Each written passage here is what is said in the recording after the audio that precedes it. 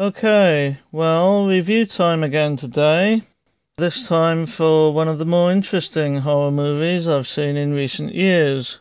The Autopsy of Jane Doe from 2016, directed by Andre Overdahl, I'm not sure how you pronounce that exactly, and starring Emile Hirsch, Brian Cox, and Olwyn Kelly as the titular Jane Doe. I first saw this film a few years ago, and part of my enjoyment of it was that I went into it knowing nothing about it, so I will endeavour to make this review as spoiler-free as I can. The story is, on one level, a very simple one. A medical examiner working with his son in a small town has an unidentified body brought to him for an autopsy. They attempt to perform the autopsy and things go awry due to unforeseen supernatural happenings. It is essentially a two-hander for the most part and could probably even be done as a play, with the focus of the story being very much on the father-son relationship and on Jane Doe herself, as I say, played by Olwyn Kelly. However, of course, there's a lot more going on here. The father, Tommy, played by Brian Cox, has a past that he isn't exactly proud of.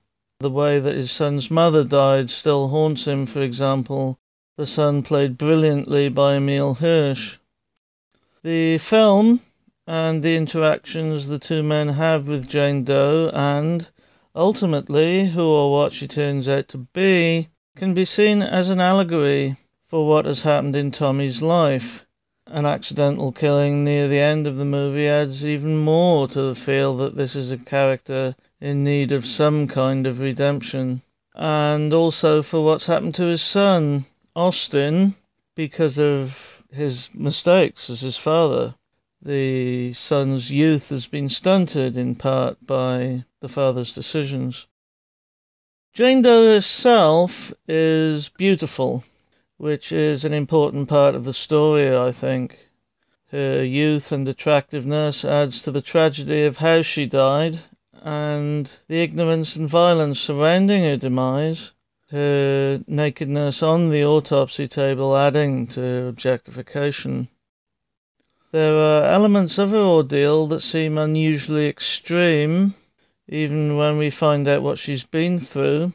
But again, I see this as an analogy for how women in her position were treated at that time. Paralysed, either psychologically or physically, feared, desexualised, tormented both physically and psychologically by people that should have known better, but were swept up in a wave of zealotry to the point where they felt justified in taking the actions they did. As such, the film represents a spin on an old tale within a subgenre of horror that has been touched on many times, but seldom, at least for me, in such a thought-provoking way. It amounts to an exploration of how our worst fears can have unimaginable consequences if they're not dealt with wisely, our actions often hastening the outcome we've been trying to avoid in the first place. Now, there is a song that's used in the film called Open Up Your Heart, which is performed by a group called the Hamblins. The song itself has several meanings, I think. One can be seen as literally opening a heart, a procedure conducted in the autopsy room, but I think it has more to do with the idea of the discovery of secrets, alluded to several times in the film, and of which Jane in particular has a few, and the idea of an opening up and examination of the self, coming to terms with one's past, how different things could have been, and how the present and indeed the future can be influenced by our past choices. There is also a religious element to the song. It's essentially about staying on the bright side of things and rejecting the devil's influence, Christianity often being seen in terms of light, and also the devil himself, also known as Lucifer, the Lord of Light, etc. The rest of the music is fairly standard fare, though, with the standout piece being the piano refrain that runs throughout, which stayed with me after watching the film. It's both melancholy and mysterious, though maybe more the former than the latter. The cat in the film, Stanley, similarly has several meanings. To Tommy, he represents the continuing loss felt following the death of his wife. It was her cat after all. But he also represents the corruption and death of innocence, an innocence shared by Jane Doe before her ordeal. As ever, as good as it is, the film isn't perfect. As I say, some of the injuries Jane Doe has sustained seem a little extreme, even given the situation she was in, but then I don't know the full extent of the cruelty that would have been performed on people in her situation, so maybe it's realistic, I don't know. Also, as I've alluded to above, there is a death, albeit accidental, near the end of the film, and Austen's response to it, given who the person is, his relationship with them and what they represent in his life, namely love and the possibility of escape, seems out of place for the sake of intensifying the feeling of inevitability concerning his character's future. He is never gonna get out of this town.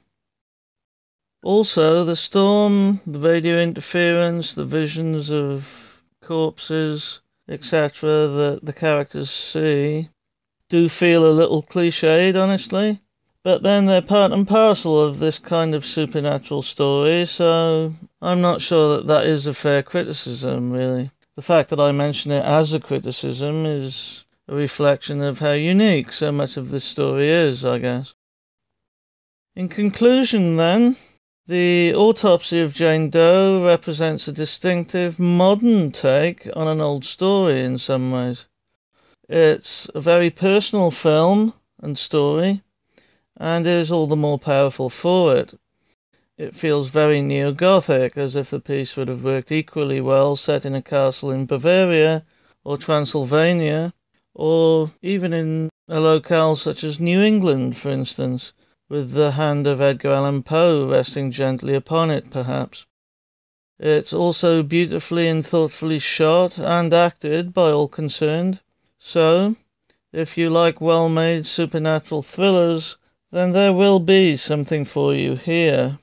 And, at an hour and 26 minutes long, it does its job efficiently, making its point succinctly, the atmosphere seldom straying from the haunting and the memorable. However, as always, and with all the above being said, I hope you've enjoyed this review of the Autopsy of Jane Doe. Please like, share, comment and subscribe and all that other good stuff, and I will speak to you soon. Thank you very much for watching, and bye for now.